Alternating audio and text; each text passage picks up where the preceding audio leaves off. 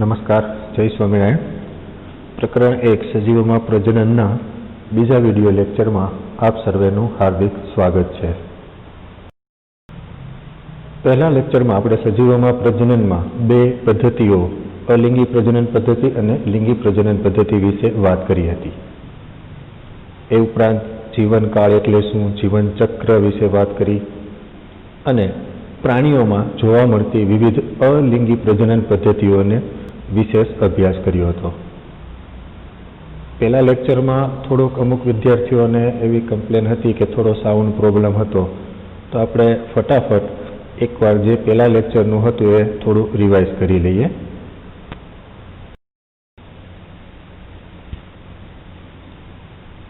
सजीवों प्रजनन में आपणे जीवनकाल विषे बात करी हती कि सजीवना जन्मथी लई अने कुदरती मृत्यु सुधीना समयगाळाने जीवनकाल कहेवामां आवे छे। जीवनकाल क्यारेय पण कोई सजीवना कद साथे संबंधित होतो नथी। एमां आपणे उदाहरणो जोया हता कि केटलाक सजीवो एवा छे कि जे समान लक्षणो धरावे छे छतां पण तेमना जीवनकाळमां घणो बधो तफावत जोवा मळे छे। अमुक सजीवो छे ए थोड़ा टूंका दिवसों सुधी जीवी सकता होय, ज्यारे अमुक सजीवोनो जीवनकाळ घणो लांबो होई शके छे। उदाहरणों पण जोया, कागड़ो अने पोपट बंने वर्ग विहंगना सजीवो छे छतां पण जीवनकाळमां घणो तफावत जोवा मळे छे। जे सजीव जन्मे तेनुं मृत्यु निश्चित होय छे, पण एक कोषीय सजीवो अमर छे अथवा तो तेनुं कुदरती मृत्यु थतुं नथी ते पण आप जाणो छो, कारण के एक कोषीय सजीवोनी वृद्धि हमेशा संभाजन द्वारा, कोष विभाजन द्वारा थशे कि जे एक प्रकारनुं अलिंगी प्रजनन छे। तो कुदरती मृत्यु शक्य एटला माटे नथी कि ज्यारे तेनुं द्विभाजन थशे, एटले के पेला कोष केंद्रनुं विभाजन थाय अने तरत कोष रसनुं विभाजन थशे।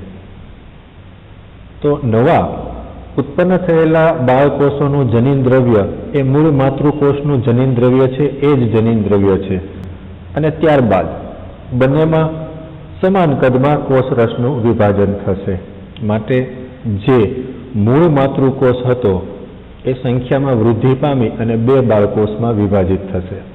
फरी पाछा ए बंने बाळकोषो द्विभाजन द्वारा विभाजन पामी अने नवा बे बाळकोषोनुं निर्माण करशे। आम सतत जनीन द्रव्य छे ए तेने ते रहेतुं होवाथी आपणे एवुं कही शकीए के कुदरती मृत्यु शक्य नथी।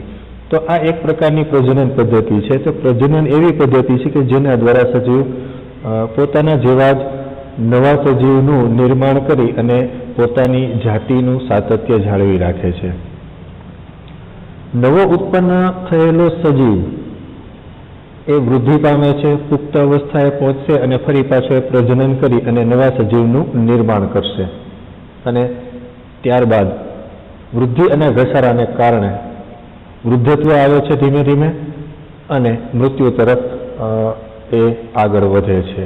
तो आ जीवन चक्र छे के जन्म थशे, वृद्धि थाय अने त्यारबाद मृत्यु थाय।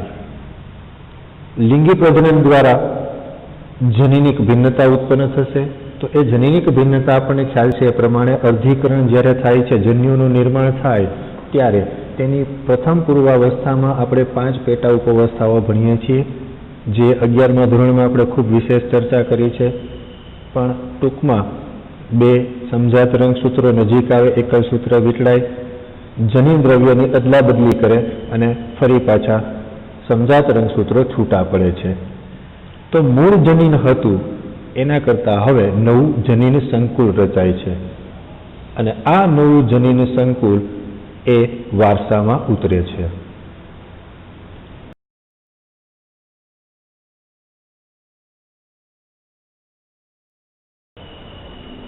सजीवों प्रजनन पद्धति मुख्य 2 प्रकार है, अलिंगी प्रजनन और लिंगी प्रजनन। आ बंने पद्धति में शू तफावत होय छे? अलिंगी प्रजनन पद्धति में हमेशा एक ज पितृ भाग लेता होय छे, ज्यारे लिंगी प्रजनन पद्धति में 2 विरुद्ध जातिना पितृओ भाग लेता होय छे।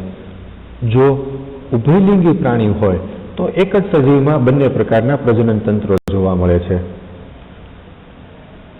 અલિંગી પ્રજનન પદ્ધતિમાં ક્યારેય જન્યુ નિર્માણ થતું નથી. જન્યુ નિર્માણ થયા વગર જ એક જ પિતૃ નવી સંતતિનું નિર્માણ કરે. જ્યારે લિંગી પ્રજનન પદ્ધતિમાં અલગ અલગ જન્યુઓનું નિર્માણ થશે, નરજન્યુ અને માદાજન્યુ. એટલે કે જન્યુ નિર્માણ અને જન્યુ જોડાણ દ્વારા નવી સંતતિનું નિર્માણ થાય છે. અને દેખાવની દ્રષ્ટિએ જોઈએ તો અલિંગી પ્રજનન પદ્ધતિ દ્વારા ઉત્પન્ન થતી નવી સંતતિ હંમેશા એકબીજાને મળતી આવતી હોય, કારણ કે તેમાં જનીન દ્રવ્યમાં ફેરફાર થતો નથી. જ્યારે લિંગી પ્રજનન પદ્ધતિ દ્વારા ઉત્પન્ન થતી નવી સંતતિ હંમેશા એ પિતૃને ક્યારેય આબેહૂબ મળતી હોતી નથી કે એકબીજાને ક્યારેય આબેહૂબ મળતી હોતી નથી. આ પણ એક તેનો તફાવત કહી શકાય. તો અલિંગી પ્રજનન પદ્ધતિને આપણે વિશેષ જોઈએ. એક જ પિતૃ સંતતિ સર્જે છે. બાજુમાં આપણે અમીબાનું ઉદાહરણ આપેલું છે, જે આપણને સરળતાથી આપણે સમજી શકીએ છીએ કે એક જ માતૃકોષ છે એનું વિભાજન થઈ અને બે બાળકોષમાં નિર્માણ પામે છે. તો આ એક પ્રકારની સરળ પદ્ધતિ છે. પણ મોટાભાગે અલિંગી પ્રજનન પદ્ધતિ એ સરળ કક્ષાની વનસ્પતિ અને પ્રાણીઓમાં જોવા મળે, અને કેટલીક નીચલી કક્ષાના બહુકોષીય સજીવોમાં પણ અલિંગી પ્રજનન પદ્ધતિ જોવા મળે છે. તો આપણે પ્રાણીમાં જોવા મળતી અલિંગી પ્રજનન પદ્ધતિ આમ જોઈએ તો વનસ્પતિ અને પ્રાણી બંનેમાં અલિંગી પ્રજનન પદ્ધતિના પ્રકાર એક જ છે, એમાં તફાવત હોતો નથી. તો પ્રથમ પ્રાણીઓમાં જે 4 અલિંગી પ્રજનન પદ્ધતિઓ છે એમાં પહેલા ભાજન, ત્યારબાદ બીજાનું સર્જન, કલિકા સર્જન અને ચોથો પ્રકાર આવશે અવખંડન. પ્રથમ ભાજન. ભાજનને બે ભાગમાં વિભાજિત કરી શકાય, દ્વિભાજન અને બહુભાજન.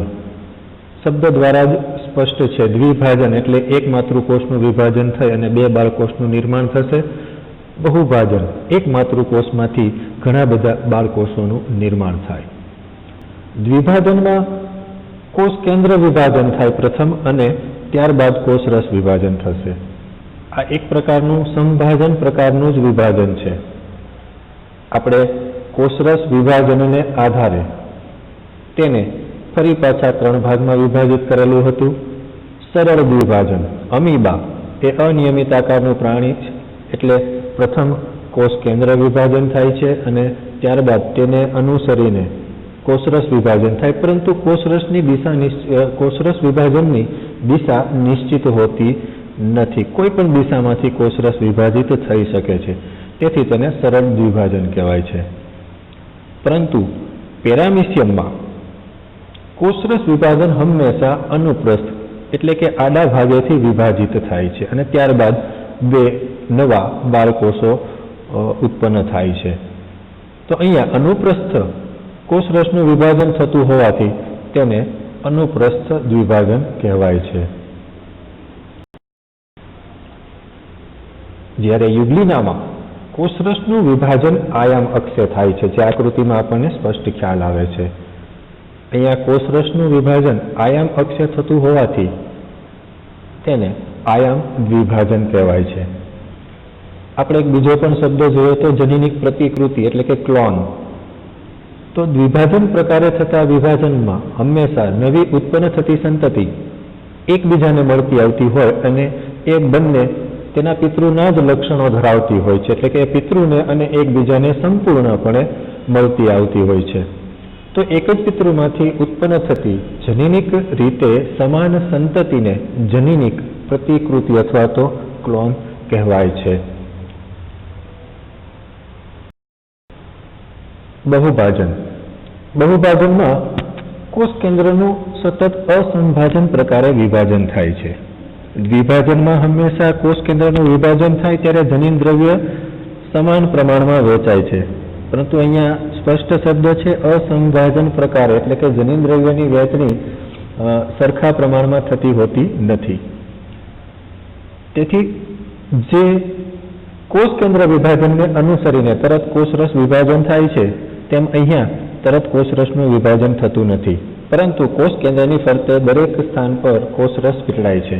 તેથી એક જ માતૃકોષમાં ઘણી બધી એક કોષીય અને એક કોષ કેન્દ્રીય સંતતિ ઉત્પન્ન થયેલી હોય તેવું દેખાય છે. સમય જતાં કોષરસ સ્તર વિઘટન પામે છે અને એક માતૃકોષમાંથી ઘણી બધી સંતતિઓ ઉત્પન્ન થાય છે. બીજું આવશે બીજાણુ સર્જન. તો બીજાણુ સર્જન અમીબામાં જોવા મળે છે કે જ્યારે પ્રતિકૂળ સંજોગો હોય તો એ સમયગાળા દરમિયાન પોતાનું જીવન ટકાવી રાખવા અમીબા પ્રથમ ખોટા પગોનું સંકોચન કરશે અને સંપૂર્ણ ગોળાકાર ધારણ કરશે. ત્યારબાદ તેની ફરતે ત્રિસ્તરીય રક્ષણાત્મક આવરણ બનાવે છે. આ રક્ષણાત્મક આવરણને કોષ્ઠ કહેવાય છે અને આ આવરણ બનવાની ક્રિયાને કોષ્ઠન કહેવાય છે.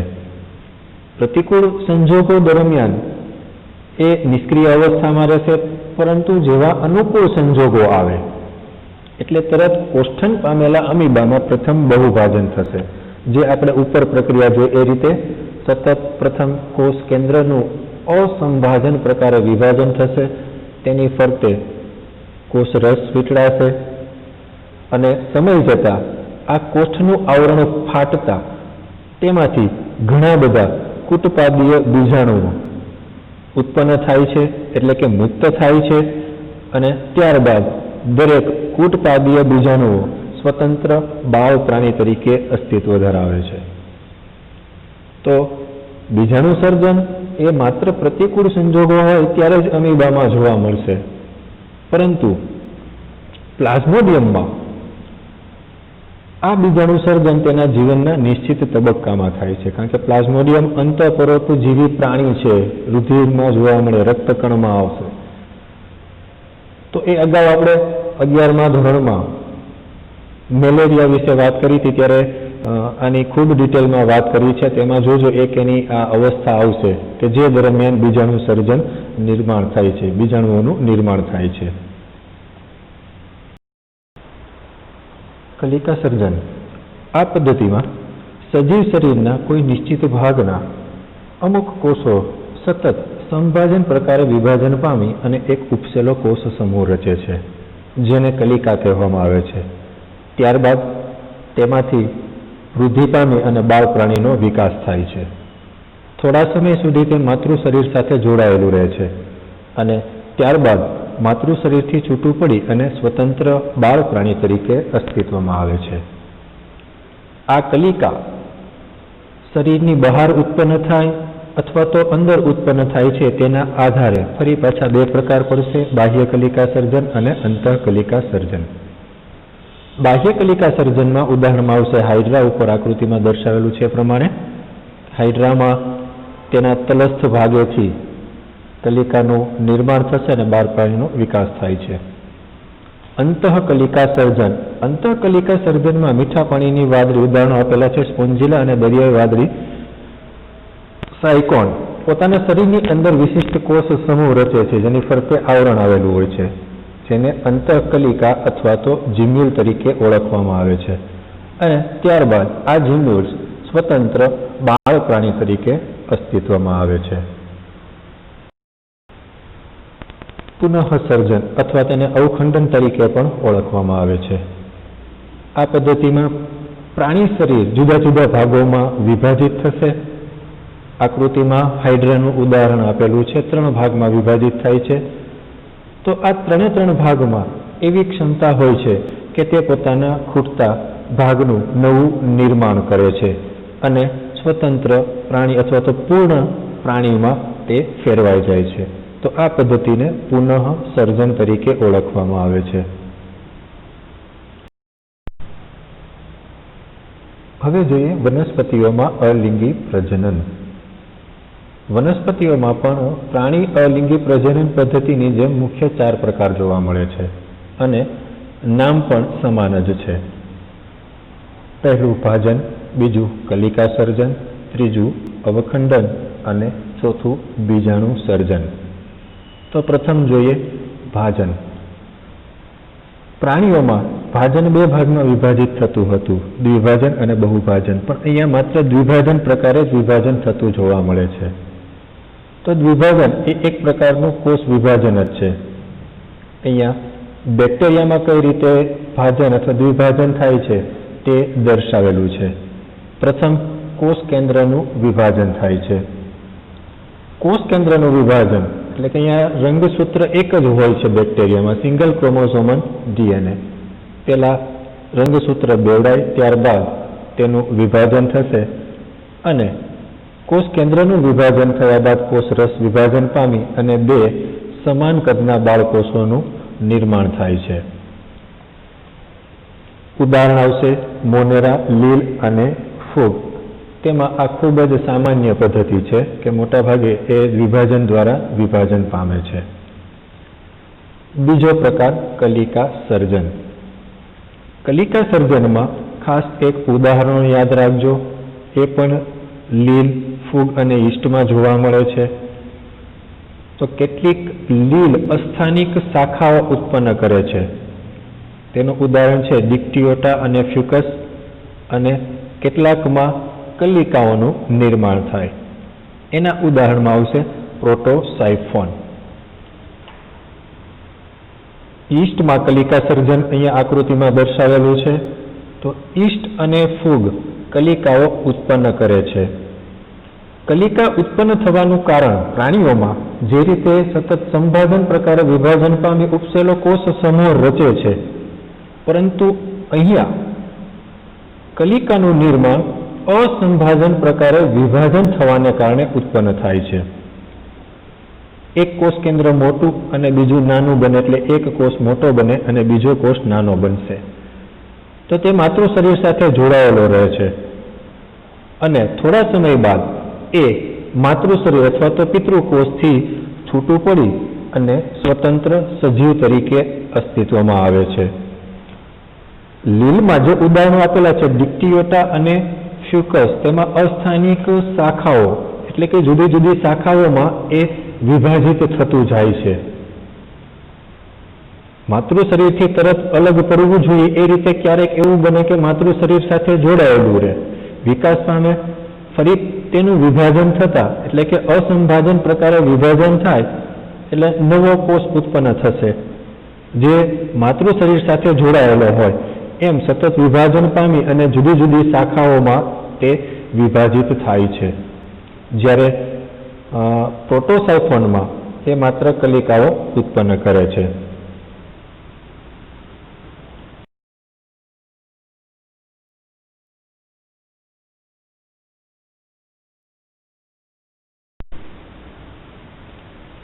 ત્રીજો પ્રકાર આવશે અવખંડન. અવખંડન એટલે કે જે તે સજીવનું શરીર જુદા જુદા ખંડોમાં વિભાજિત થાય, જે આપણે પ્રાણી અલિંગી પ્રજનન પદ્ધતિમાં જોયું. અહીંયા અવખંડન એ લીલ અને ફૂગમાં જોવા મળે છે. કેટલીક લીલ, એના પણ ઉદાહરણો આપેલા છે, યુલોથ્રિક્સ, પુડોગોનિયમ, સ્પાયરોગાયરા, અને કેટલીક ફૂગ મ્યુકર રાઇઝોપસ અને સેપ્રોલેગ્નિયા. તો તેનું વાનસ્પતિક સુકાય અથવા તો કવક સૂત્ર કોઈ પણ કારણોસર એટલે કે યાંત્રિક દબાણના કારણે નાના નાના ખંડોમાં વિભાજિત થાય છે. તો જુદા જુદા ટુકડાઓમાં વિભાજિત થયા બાદ આ દરેકે દરેક નાના નાના ખંડમાં એવી ક્ષમતા હોય છે કે તે વૃદ્ધિ પામી અને આખી નવી કવક ઝાડ બનાવી શકે છે. તો આ પણ પ્રાણી અલિંગી પ્રજનન પદ્ધતિમાં જોવા મળે છે, તેમ જ છે, સમાન જ છે. માટે ખાસ આના લીલ અને ફૂગના ઉદાહરણો યાદ રાખજો. પ્રક્રિયા તો બંનેમાં સમાન જ થવાની છે કે સજીવ શરીર ટુકડાઓમાં વિભાજિત થાય અને દરેક ટુકડામાંથી ફરી નવા સજીવનું નિર્માણ થાય છે. ચોથો પ્રકાર આવશે બીજાણુ સર્જન. બીજાણુ સર્જનમાં બીજાણુઓ 2 પ્રકારના બને છે અલિંગી પ્રજનન પદ્ધતિમાં, ચલ બીજાણુ અને અચલ બીજાણુ અથવા તેને કણી બીજાણુ તરીકે પણ ઓળખવામાં આવે છે. સ્વાભાવિક રીતે જ આ બંને શબ્દો ઉપરથી આપણને સ્પષ્ટ ખ્યાલ આવે. ચલ બીજાણુ, ચલ અને અચલ. ચલ બીજાણુઓ ચલિત હોય જ્યારે અચલ બીજાણુઓ ચલિત હોતા નથી. ચલ બીજાણુ છે એ ચલિત છે, તેથી તેમાં કશીક એવી રચના હોય કે જેના કારણે આ બીજાણુઓ ચલિત બને છે અને મોટા ભાગે આપણને ખ્યાલ છે તે પ્રમાણે તેમાં કશાની રચના આવશે. તો કશાધારિત ચલિત બીજાણુને ચલ બીજાણુ અથવા તો ઝૂસ્પોર તરીકે પણ ઓળખવામાં આવે છે. અને આ ચલ બીજાણુ લીલ અને ફૂગ બંને ઉત્પન્ન કરી શકે છે. આ લીલ અને ફૂગમાં ઉત્પન્ન થતા ચલ બીજાણુઓ એ ચલિત છે, એટલે તેને માધ્યમની જરૂર પડે અને એ માધ્યમ પાણી હોય છે.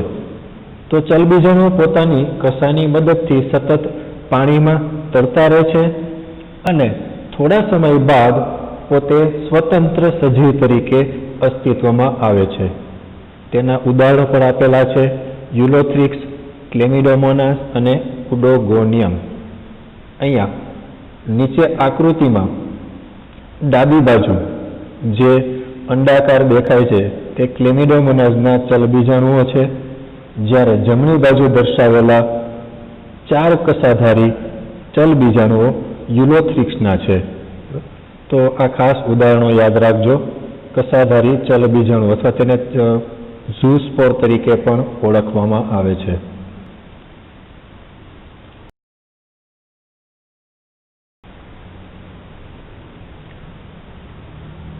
કસાવિહીન અથવા તો અચલિત બીજાણુઓ. વિવિધ પ્રકારના કસાવિહીન અને અચલિત બીજાણુઓને કોનિડિયા તરીકે પણ ઓળખવામાં આવે છે. અને આ અચલ બીજાણુઓ એ સ્થળજ ફૂગમાં ખૂબ જ સામાન્ય છે, કારણ કે ચલ બીજાણુઓ એવા સજીવોમાં ઉત્પન્ન થશે, એટલે કે એવી લીલ અને ફૂગમાં ઉત્પન્ન થાય કે જે જલજ હોય છે, કારણ કે તેને પ્રચલન માટે માધ્યમની જરૂર પડશે, કારણ કે તે કશા ધરાવે છે અને ચલિત છે.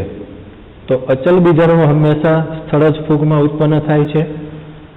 આ બીજાણુ હલકા અને શુષ્ક અને એકદમ મજબૂત આવરણ ધરાવતા હોય છે. અહીંયા આકૃતિમાં એસ્પરજીલસ અને પેનિસિલિયમના કણી બીજાણુઓ દર્શાવેલા છે. ઉપર નાના નાના ગોળાકાર ભાગ દેખાય છે તે બધા કણી બીજાણુ અથવા તો અચલ બીજાણુઓ છે. સૌથી નીચેનો ભાગ એને કણી બીજાણુ ધાનીધર તરીકે ઓળખવામાં આવે છે. ત્યારબાદની રચના આવશે આંગળીઓ જેવી, તેને પ્રાંગુલ તરીકે ઓળખવામાં આવે છે અને તેમાંથી ધીમે ધીમે ઉપરની તરફ દર્શાવેલા બધા કણી બીજાણુઓ છે. આ સ્થળજ ફૂગમાં ઉત્પન્ન થાય છે, તેથી તેની વિશેષતા એ છે કે પવન દ્વારા વિકિરણ પામવા માટે અનુકૂલિત હોવી જોઈએ. તો તેના માટેનું એક પ્રકારનું અનુકૂલન પણ કહી શકાય કે આ બીજાણુઓ હંમેશા વજનમાં એકદમ હલકા, શુષ્ક અને મજબૂત આવરણ ધરાવતા હોય છે, કારણ કે અંકુરણ પામવા માટે જો લાંબો સમયગાળો તેને અસ્તિત્વ ધરાવવું હોય તો તેના ફરતે મજબૂત આવરણ પણ જરૂરી છે. તો આ એક પ્રકારે આપણે અનુકૂલન ગણી શકીએ. તેના ઉદાહરણો આપેલા છે: પેનિસિલિયમ અને એસ્પરજીલસ. પરંતુ આ જે બીજાણુઓ ઉત્પન્ન થાય છે તેને સાચા બીજાણુઓ ગણવામાં આવતા નથી. સાચા બીજાણુઓ હંમેશા બીજાણુજનક અવસ્થા દ્વારા જ ઉત્પન્ન થાય છે, જે એક પ્રકારે અલિંગી પ્રજનનથી બીજાણુજનકનો જથ્થો પ્રાજનનિક એટલે કે એ પ્રજનન કરવા માટે સક્ષમ હોય તેવું કહી શકાય. અગાઉ 11મા ધોરણમાં તમે દ્વિઅંગી વનસ્પતિ હંસરાજ, તો હંસરાજમાં બીજાણુઓ ઉત્પન્ન થાય છે. તેની પર્ણની કિનારી ઉપર એકદમ બ્રાઉન કલરના નાના નાના ડોટ દેખાતા હોય છે.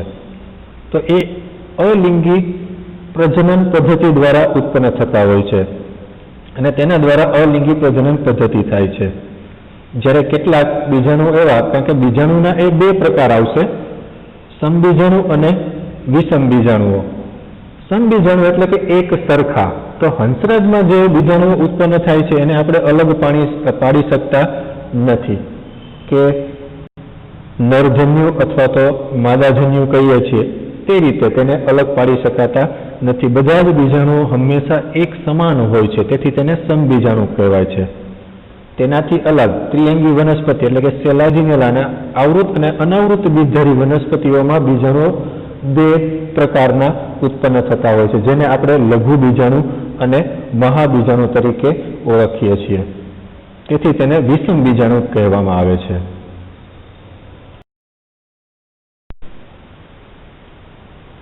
અહીંયા હંસરાજનું પર્ણ દર્શાવેલું છે. પર્ણની કિનારી ઉપર તમે જોઈ શકો તે રીતે સ્પષ્ટ બીજાણુ ધાનીઓ જોવા મળે છે કે જેમાં બીજાણુ ઉત્પન્ન થતા હોય, પણ દરેક બીજાણુ હંમેશા સમાન હોય છે, તેને અલગ પાડી શકાતા નથી, તેથી સમબીજાણુ તરીકે ઓળખવામાં આવે છે.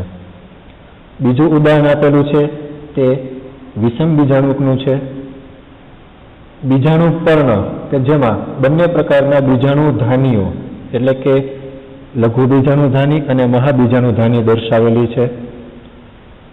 ઉપરની તરફ સેજ યલોઇશ કલરનું દેખાય છે મેગાસ્પોરેન્જિયમ એ મહાબીજાણુધાની છે કે જેમાં 4 મહાબીજાણુ આવેલા હોય.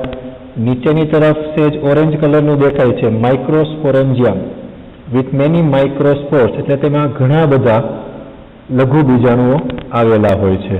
આ બંને સમબીજાણુક અને વિષમ બીજાણુકના ઉદાહરણો છે. તો અલિંગી પ્રજનન વનસ્પતિમાં આપણે આગળ જે વાત કરી તે સરળ કક્ષાની વનસ્પતિઓ માટે અલિંગી શબ્દ વાપરીએ છીએ અથવા તો પ્રાણી માટે અલિંગી પ્રજનન એવો શબ્દ વાપરી શકાય છે. પરંતુ જે ઉચ્ચ કક્ષાની વનસ્પતિ છે તેના માટે અલિંગી પ્રજનન એવો શબ્દ આપણે ક્યારેય વાપરતા નથી. તેના માટે હંમેશા વાનસ્પતિક પ્રસર્જન અથવા તો વાનસ્પતિક પ્રજનન એવો શબ્દ વાપરવામાં આવે છે. તો સપુષ્પી વનસ્પતિમાં વાનસ્પતિક પ્રસર્જન અથવા તો વાનસ્પતિક પ્રજનન તેને મુખ્ય 2 પદ્ધતિઓમાં વિભાજિત કરવામાં આવે છે. આ અલિંગી પ્રજનન જ છે પણ એના માટે આપણે શબ્દ હવે તે વાપરતા નથી. વાનસ્પતિક પ્રજનન કહેવાય છે. તેની મુખ્ય 2 પદ્ધતિઓ આવશે સપુષ્પી વનસ્પતિ માટે કુદરતી પદ્ધતિ અને કૃત્રિમ પદ્ધતિ. તો તેમાં પહેલા જોઈએ આપણે કુદરતી પદ્ધતિ. કુદરતી પદ્ધતિમાં જ્યારે અનુકૂળ પર્યાવરણીય સ્થિતિ હોય એવા સમયગાળા દરમિયાન વનસ્પતિના કોઈ પણ ભાગમાંથી નવા છોડનું સર્જન થાય છે. આ નવા છોડનું સર્જન એ મૂળ, પ્રકાંડ, પર્ણ અથવા તો પુષ્પમાંથી ઉત્પન્ન થતું હોય છે કે જે તેના વિશિષ્ટ પ્રજનન અંગ તરીકે કાર્ય કરતા હોય છે.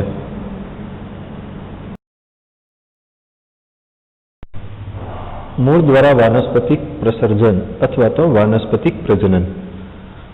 આમ તો તમે 11મા ધોરણમાં મૂળ, પ્રકાંડ અને પર્ણના વિવિધ રૂપાંતરણો વિશે ભણી ગયા. આરોહણ માટેનું રૂપાંતરણ હોય, પ્રકાશ સંશ્લેષણ માટેનું, રક્ષણ માટેનું અથવા તો પ્રજનન માટેનું વિવિધ રૂપાંતરણ. અહીંયા મૂળમાં વાનસ્પતિક પ્રજનનના ઉદાહરણો છે સક્કરિયું, સત્તાવરી અને ડહાલિયા. ઉદાહરણમાં દર્શાવેલું છે તે પ્રમાણે સક્કરિયામાં જોઈએ તો મૂળ જમીનમાં હોય કારણ કે એ જમીનમાં મૂળ આમ ગણીએ તો ખોરાક સંગ્રહ માટેનું એક રૂપાંતરણ છે. તો મૂળ ખોરાકનો સંગ્રહ કરે છે, સ્થાનિક મૂળો દેખાશે તંતુરૂપ અને ફરી પાછું તેમાંથી નવા છોડનું સર્જન થાય છે. પ્રકાંડ દ્વારા વાનસ્પતિક પ્રસર્જન. પ્રકાંડના ઉદાહરણમાં આવશે આદુ, હળદર, સુરણ, બટાકા અને ડુંગળી. આમ જોઈએ તો આ ખોરાક સંગ્રહ માટેના રૂપાંતરણો પણ છે અને તેના દ્વારા વાનસ્પતિક પ્રસર્જન અથવા તો પ્રજનન પણ થાય છે. ચોમાસાના સમયગાળા દરમિયાન આપણે ઘણીવાર જોઈએ તો બટાકામાંથી અને કક્ષકલિકાનું ધીમે ધીમે આંખમાં રૂપાંતરણ થયેલું એટલે કે લીલા ભાગો ઉપસેલા દેખાઈ આવશે. જે અગ્રકલિકા જેવું અહીંયા આંખ નામ નિર્દેશનમાં કરેલું છે એવી જ રીતે આદુમાં પણ જોવા મળશે. આદુમાં તેને ગાંઠા મૂળી પણ કહેવામાં આવે છે. પર્ણ દ્વારા વાનસ્પતિક પ્રજનનમાં તેના ઉદાહરણમાં આવશે પાનફૂટી અથવા તો બ્રાયોફાઇલમ. પાનફૂટીના પર્ણની કિનારી ખાંચવાળી હોય છે. અહીંયા આકૃતિમાં દર્શાવેલું છે તે પ્રમાણે તેની દરેકે દરેક ખાંચ છે એ દરેક ખાંચમાંથી કલિકા બનશે અને કલિકામાંથી ત્યારબાદ નવા છોડનું સર્જન થાય છે. તો આ પર્ણ દ્વારા વાનસ્પતિક પ્રસર્જનનું ઉદાહરણ છે. તેમાં આવશે પાનફૂટી. ખાસ બધામાં ઉદાહરણો યાદ રાખજો, તે MCQ માટે ઘણા અગત્યના છે.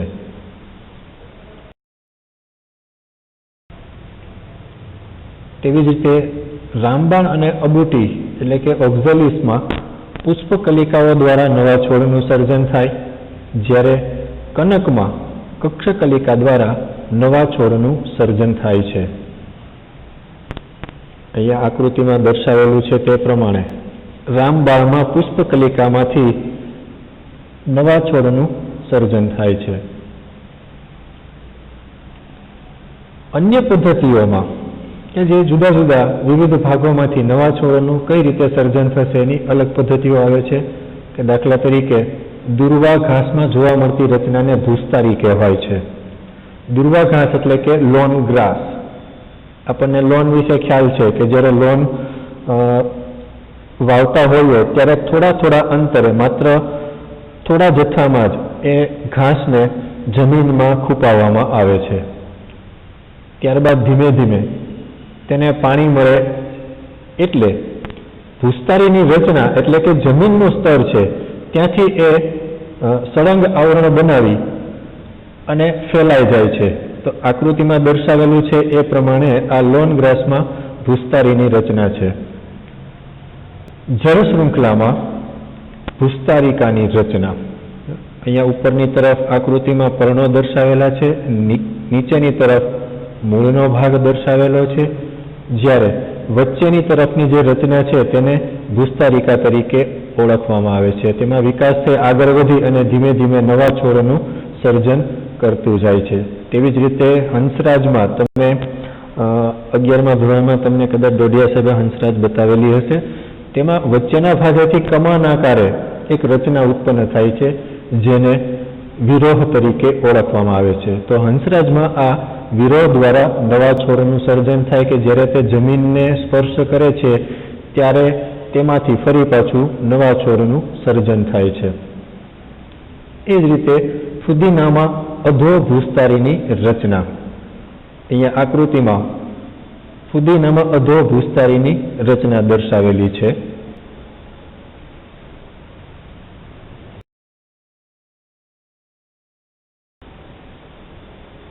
તો આજે આપણે વનસ્પતિમાં અલિંગી પ્રજનન પદ્ધતિની 4 પદ્ધતિઓમાં ભાજન, અવખંડન, કલિકા સર્જન અને બીજાણુ સર્જન ભણ્યા. દરેકના ઉદાહરણો ખાસ યાદ રાખજો, MCQ માટે અગત્યના છે. ત્યારબાદ ઉચ્ચ કક્ષાની વનસ્પતિ એટલે કે સપુષ્પી વનસ્પતિમાં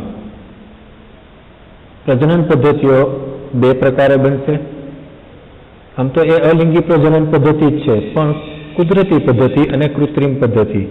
એમાં આપણે કુદરતી પદ્ધતિનો અભ્યાસ કર્યો. નેક્સ્ટ ટાઈમ કૃત્રિમ પદ્ધતિથી આપણે આગળ વધીશું. Thank you. જય સ્વામિનારાયણ.